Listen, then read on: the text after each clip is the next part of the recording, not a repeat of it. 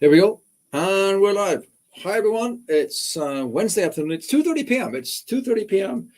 It's actually on the nose, 2:30 p.m. on a Wednesday afternoon. We are live with me here, Donnie.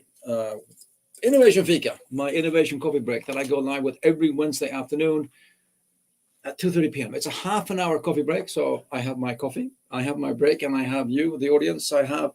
Today I actually have a live streaming here with I have LinkedIn, YouTube, and Instagram on the computer, and I have TikTok on my phone. So we're actually on a number of channels, and I'm here to answer any questions you may have about innovation and entrepreneurship and anything it might be. Hi, Yash. Hello, Yash from India, and good to see you. Welcome aboard. We always have people from all over the world, and Yash is one of my regulars. He lives in India. And as you come online, tell you what, as you come online, make sure to say who you are, where you're from, and we can get the conversation going. As I said, my name is Donnie. I go live here from Stockholm every Wednesday afternoon, 2:30 p.m., usually with guests. This is this is episode 145. 145 episodes of Innovation Fika, which is the Innovation Coffee Break with me, Donnie, here from Stockholm. So ask me any questions you might have about innovation, entrepreneurship, startups, whatever it could be. I love talking about startups. And this morning I spent 3 hours in a school speaking to 80 11-year-olds about innovation and entrepreneurship, all about how to start a company and how to come up with ideas. And of course, 11-year-olds are wonderful. Right? I love working with kids, and they always have these incredible questions. And I had to answer incredible questions like, how does the sun work? Does anybody know how the sun works? Trick question. Very good one as well. I actually answered that one today for the kids at school. So anyway, so live with Donnie, and this is an AMA session. Ask me anything. So ask me anything you might have ever wanted to know about innovation. And also, Yash, exactly. Now Yash is, here we go. Exactly. So how does the sun work? Do you know how the sun works, Yash? I know how the sun works. Do you know? I mean, I know what it's. And one question I got, which was really, really good from one of the kids, was, well, we have solar cells, but why aren't there lunar cells? As in, moonlight, which is a really, really good question. But then the question is, what is moonlight? Most of us probably know that moonlight is sunlight, which is reflected off the moon and actually reflects to us on Earth here. So when we see the moon and we think it looks like the moon is sort of shining like moonlight, it's actually sunlight that's being reflected down to Earth on the moon. It's like shining a bright flashlight at an object, and that you can then see the object from somewhere else. So here's a good one. Yash is saying the sun rises in the east and it sets in the west. Well, that's not kind of how the sun works. Yash, I'd actually say that it's kind of not really how the sun works, right? That's how the solar system works, Yash. That's sort of kind of, the Earth isn't sort of stationary and then the sun comes up there and the sun goes down there. It's sort of how the whole system works. No, but the question for the kids, as I said to the audience, was that this morning I spent 3 hours speaking to 4 classes, like 80 11-year-olds about innovation and entrepreneurship and inventions. And we talked about lots of crazy ideas. And one of the questions that came up was, how does the sun work? Why is the sun hot? And how does it get hot? And well, then of course, it's on fire. Yeah, of course, the sun is a big ball of fire. But the question is, how does it how does it ignite? What actually turned it on? And of course, that's an interesting question. And I answered that this morning. If anybody wants to know the answer to that question, let me know here either on Instagram. You started the business selling. Here we go. A question. You started the business selling health snacks. Yes, I did. I have started a business in the US that is importing and selling Swedish and Nordic healthier snacks in the US. It's going quite well. We're just starting up. We're just getting our first sales in now. So quite pleased with that. It's looking forward to seeing that one take off as well. So if there's anybody online in the US, make sure to check out that company, especially if you want to be if anybody online wants to be an influencer and help us sell the stuff online in the US, let me know. We'll get you hooked up. That would be cool. That would be awesome. Anyway, so it's going well. Thank you guys for asking. It's going well. The idea is to create a global company that works with better for you and better for the planet products. So helping people eat better and helping people to a healthier life. That's the whole idea with that company. So indeed, yes, I know. And here comes another comment here from Yash here on again from YouTube. The sun is yes, it runs on fusion. Exactly, it runs on fusion energy. Atoms that are colliding, and that creates fusion. And that is fusion energy is something that we're actually here at the university where I work. We're actually starting a fusion. There's a fusion project running now. They're actually building a fusion chamber, because one of the problems with fusion is, of course, that. Another question. Do you know how hot the sun is on the surface and in the center? Anybody know how hot the sun is? How hot is the sun? I mean, is it like, or is it like, it's more of a, my hand disappeared. Not kind of hot. It's 5,500 degrees Celsius on the surface, and it's about 15 million degrees Celsius in the core. And actually here in Stockholm, Sweden, just in the building beside me, they're creating a fusion chamber where they're aiming for, I think it's like 1 million degrees in that chamber, which is mad hot.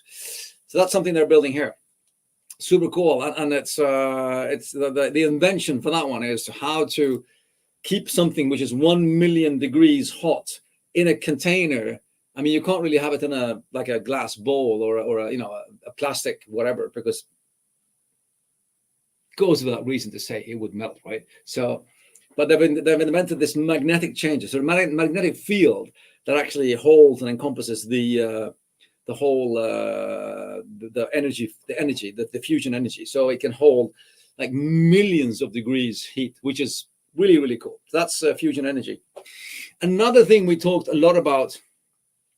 Another thing we talked about this morning was biomimicry. Have you heard about biomimicry? Everybody knows biomimicry, right? Yes, the sun is hot enough to turn gold into gas. You know what? Yes, the sun is hot enough to turn anything into gas. You throw a mountain into the sun and it melts. Like we take Mount Everest and drop it into the sun and it would just go and it would melt. That's how hot the sun is. It's crazy hot. Melts diamonds. Biomimicry. We were talking about biomimicry. Biomimicry is, well, the word is actually made up of two old Greek words: bio, which means life, and mimicry, which is to imitate, to copy. So biomimicry, imitating life, and biomimicry is a way of in innovation and inventing and coming up with ideas. If you copy nature. So you look at what's going on in nature, and then how has nature solved this problem? And then you try and copy that by inventing something new. And there are ever so many really, really cool examples of biomimicry in society today, in real life today. I mean, okay, how about Japan? Anybody been to Japan? Anybody been on the Japanese high-speed trains, the Shinkansen trains in Japan? Well, the Shinkansen trains are actually designed based on a design from it's a bird called the kingfisher, which has a beak and a head, a cranium, which is formed after or for because when it's fishing for fish, it actually dives into the water at a very high speed, and its whole sort of appearance with both beak and cranium and head has been sort of designed or evolved to accommodate it sort of diving into the water in really high speed. And the Shinkansen train is actually designed to emulate the kingfisher's, beak and head. So that's why the Shinkansen trains has, beaks. They look like ducks, more or less. I don't know if you've been on a Shinkansen train. I have been to Japan a number of times. And it's a really smooth ride. And it travels at 300 plus kilometers an hour. Fantastic. But that is a very good example of biomimicry. Another good example of biomimicry is, of course, yes, bullet trains. Yash, very good. Bullet trains in Japan, Shinkansen, they're called. Another really good example of biomimicry is, do I have any? Let's see, do I have any Velcro? No, I don't have any Velcro here. You know Velcro, the kind of Velcro stuff? That is a really, really good example of biomimicry, because it was a Swiss inventor that in nature, he kept on getting these. In Swedish, they're called kordborrar. Any Swedes on the call? Kordborreband, kordborrar. It's a round, it's a plant with lots of prickly prickles on it, and it gets stuck on your clothes all the time. And he saw them, and he thought to himself, well, that I could use that to create some kind of a thing that you could put together and then pull apart and put together again. And then he invented Velcro. So Velcro is a direct invention based on how nature works. So that's typical biomimicry. And there are loads and loads and loads of good examples of biomimicry. We talked about the trains, the Velcro, fusion, as I said, how the sun works. They're now trying to recreate that here in the building beside mine, where they're trying to create fusion energy within a chamber. By the way, everybody coming on the call now, hi everyone, my name is Donnie. Every Wednesday afternoon, I go live 2:30 p.m. with this Innovation Fika, English and Swedish. So if you speak Swedish way, you can ask me things in Swedish as well. 2:30 p.m. and Fika, of course, means coffee break in Swedish. So I'm here with my coffee, and we're having a coffee break together. Innovation Fika, 30 minutes every Wednesday afternoon, usually with guests. Last week, I had a really, really nice guest, Lars AP. We talked about the source to happiness, and friendliness. He has started a friendliness movement in Denmark. And please go to my YouTube channel, Donnie SC Legonis, the same name as on all of the other channels. Go to my YouTube channel and check out the episode with Lars from last week. That was a really, really good episode with Denmark's friendliest guy. And he has started a friendliness movement in Denmark. And I would encourage everyone to start the same movement. Wherever you live, you should start a friendliness movement, just like Lars did in Denmark. That was last week. Cheers. Coffee. You have to have a big enough cup, so you don't have to have so many cups of coffee per day. So with this one, I only need 4 or 5 cups of coffee per day. Perfect. Anyway, biomimicry, innovation, entrepreneurship. Any other questions? Any questions, by the way, from anybody, either on TikTok up there or Instagram, YouTube, LinkedIn here? Any questions about entrepreneurship, innovation, startups? Ask me. I am the business coach. I am the startup coach. We help 400 projects per year here at the university develop their projects. So we've seen 4,000 plus projects come through the university here. So we've seen our fair share of ideas. So if you need any help, if you have any questions, hit me. Let's talk about it. What else did I talk to the kids about today? As I said, I met a bunch of 11-year-olds this morning, which was interesting. We talked about inventions and what makes a good invention and how to patent something, and patenting things like that. Like, what is a patent, by the way? Does anybody know that? Do you know what a patent is and how you can get a patent or not? That's an interesting thing. First of all, it has to be something new, has to be something that sort of nobody has ever thought of before, kind of. And second, it has an inventive step. It has to be sort of, innovative enough or inventive enough to be considered as, this is a completely new way of doing something. And then finally, most important, it has to work. You can't sort of invent and patent something that doesn't work. So it has to work as well. So if you start looking through, one of my biggest inspirations when working with new ideas is actually to look through patent databases. You can go to all patent databases are open for search. If you go to like google.com/patents, you actually can access the American patent database, and you can see all of the thousands and thousands and thousands of patents that have been filed through all of the years. So when you come up with a new idea, then you go to the patent database and you search sort of for device that turns I don't know, whatever, milk into ice cream or something. And then you can see everybody else that has had that idea and actually also got patents for it. So patent databases, a really good inspirational place to look. Here's a question here. What's your biggest challenge in running a business in the US? I have started a business in the US, and I just got a question here from YouTube. You can't see it on TikTok, but on my screen here.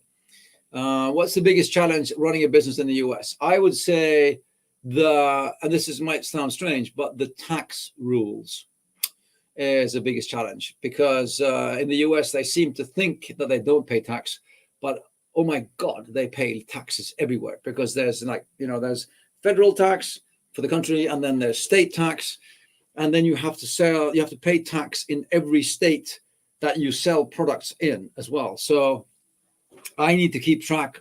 I mean, I have a warehouse, a Nexus in New Jersey. So then I pay New Jersey state tax for everything I sell. And then I have to check where I am selling things in which state. And then for every state, when I hit a certain number or a certain number of items or a certain number of sales, I have to report tax from that state as well. So when, not if, when I am super, super successful in the US, which of course I will be, I will probably be having to make sure to pay tax in every of the 51 states. It's going to, I'd say that's the biggest challenge, just figuring out how their tax system works. In Sweden, it's like a lot easier, I'd say. It's much easier to start. It's super easy to start a company in Sweden, and it's quite easier to run it. But the biggest challenge for me in the US so far has been the tax issues. Yes, that's the biggest challenge. And then since I'm selling physical products, I need to get in touch with retail and stores and get them into stores. So I need to work with sales brokers and sales managers and have people selling to stores. And the cycles are ever so long. It's not like you knock on a door in a store and they say, yeah, sure, we'll take the product in tomorrow. It's like knock on the door of a store, you meet somebody, and then that, like a year later, they might take it in, because I mean, the sales cycles are enormous. So we actually have a web shop as well, open, so consumers can buy straight from the web shop as well. So that's another thing. If anybody wants to work with me on that in their own home country, get in touch and we'll see what we can do. Anyway, any other questions, by the way? As I said, I work here as I'm a business coach. I'm an innovation business coach, startup coach. So if anybody has a startup, has any questions about startups, any questions at all about entrepreneurship, startups, whatever, I'm the guy to ask. I've started way too many companies. I've advised another 300-400 personally here. I've seen 4,000 pass through our system, through our own office here. So I've seen my fair share of startups as well. So make sure to ask me any questions you have. I will reiterate what I said from the start.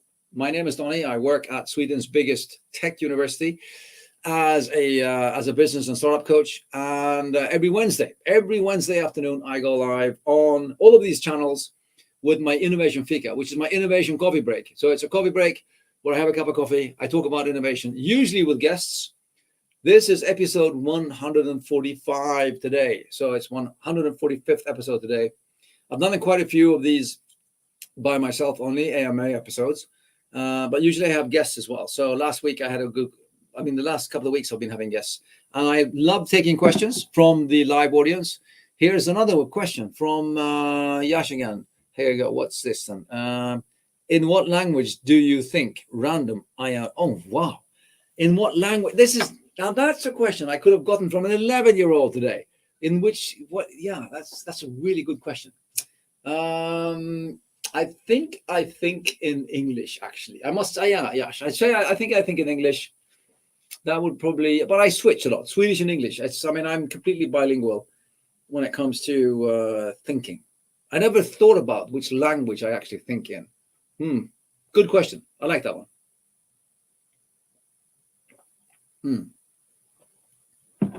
I think I switch a lot. I think in Swedish as well. So Swedish and English and Swedish, both of them. Anyway, really happy to see you all today. Thank you for all the questions, Yash. Awesome. I'm really happy to have all of the things coming in. I'm also happy to be live on TikTok up there as well. I've had quite a few viewers online today. That's cool. Thank you for that. And next week, 2:30 p.m., same thing. 2:30 Swedish, which is CET still. We have another 2 weeks in Sweden for, I think, not this weekend, but the next weekend, I think. Or is it this weekend?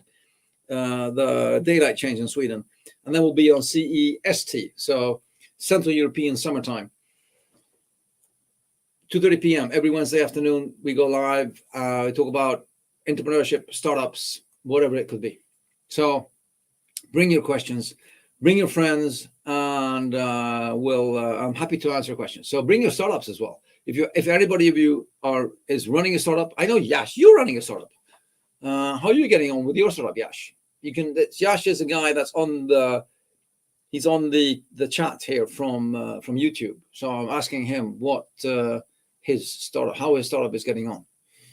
How about here we go. How about TikTok? There's a bunch of people there as well. Hey everyone, don't forget, ask questions. You have the world's best business coach at your fingertips. Ask him anything about startups or entrepreneurship or ideas, anything you want to know. I'm here every Wednesday, 2:30 p.m. Same place, same time. Happy to help.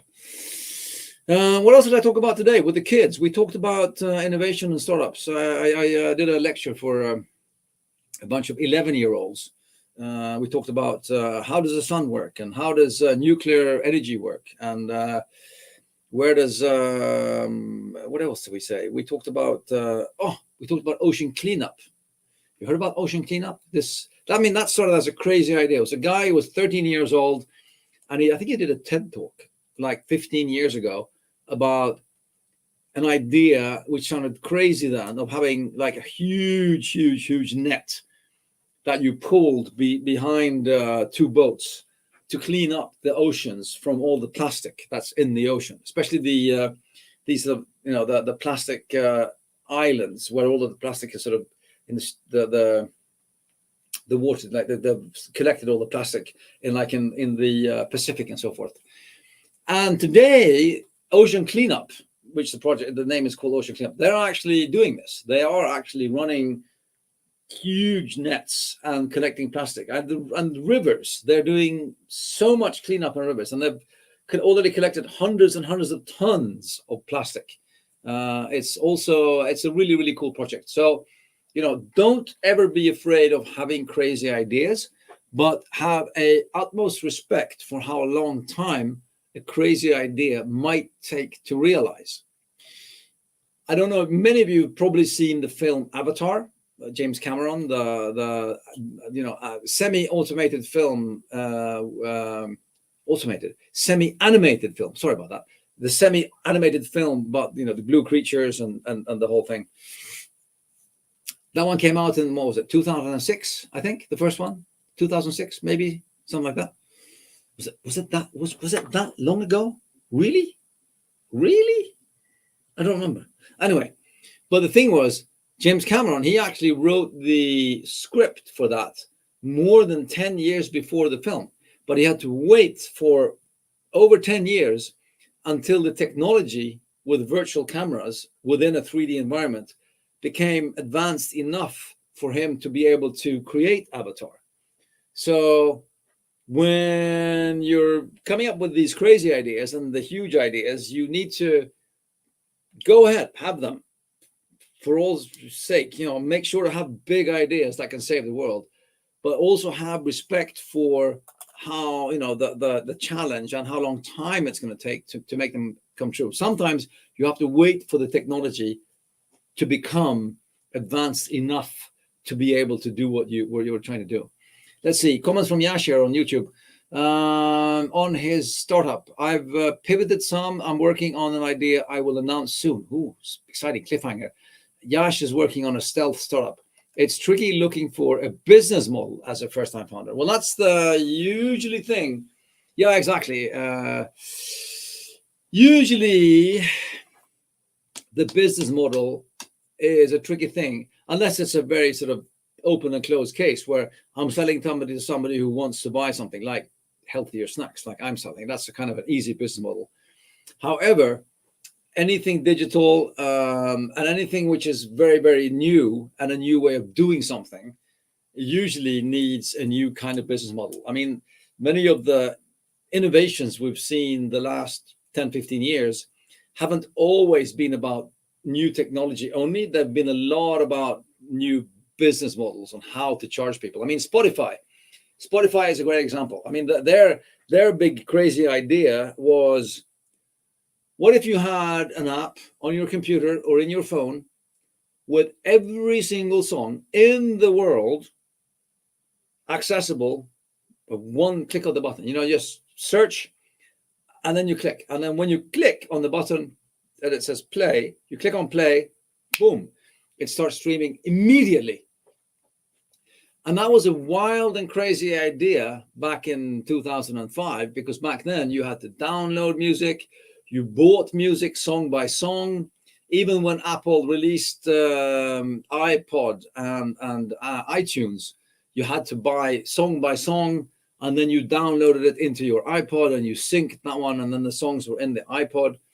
So the whole Spotify idea of having everything in the cloud, you don't own anything, you never download anything, you just click a button and then you stream whatever you need to listen to. That was a wild and crazy idea back in, well, early 2000s. And then, of course, it took them, 10 years to build it and get there. But today we have Spotify and others, of course, that do the same thing. You have the whole world catalog of music in your hand. You just scroll, search, and then you go play, boom, and it starts playing right away. Huge invention. But their big thing was actually the business model of making it work. So how are we going to charge people for this streaming thing? I mean, this is pre-Netflix as well. This is pre the streaming era. I mean, they were one of the first big streaming services out there, trying to understand how one would charge for a subscription for a streaming service. So, I mean, their big innovation was the business model of how to make money on the streams, and how to make money, and also then how to pay artists for that. So business model is important. You have to make money. So if you're in the money making business, you have to make money somehow. Many people underestimate that part. They come up with this great idea, and one, they don't think about who's going to use it. Two, they don't understand they don't really sort of think about, do people actually want to use this? Do they actually want it? Do they actually need it? How big is the need? Are they prepared to pay for it? Are they prepared to change their habit in order to start using it? That's usually the biggest hurdles when it comes to innovation. Coming up with an idea is super simple. I come up with ideas all the time, every day. But that doesn't mean that every idea is suitable as a business idea. A business idea is an idea where somebody else is prepared to change a habit, open their wallet, and start paying for something more than once. I mean, that's a really good business idea. So that's usually the point where we go wrong. Looking at the time here, it's 14:59. It's 3 p.m. on a Wednesday afternoon. We've had our half an hour. So, but everyone on TikTok, LinkedIn, YouTube, and Instagram, I'll be back next week, Wednesday afternoon, 2:30 p.m. every Wednesday. Innovation Fika with me, Donnie, here from, well, sometimes from Stockholm, sometimes from out in the world. I'll catch you later. Take care, everyone, and have a great afternoon. Goodbye.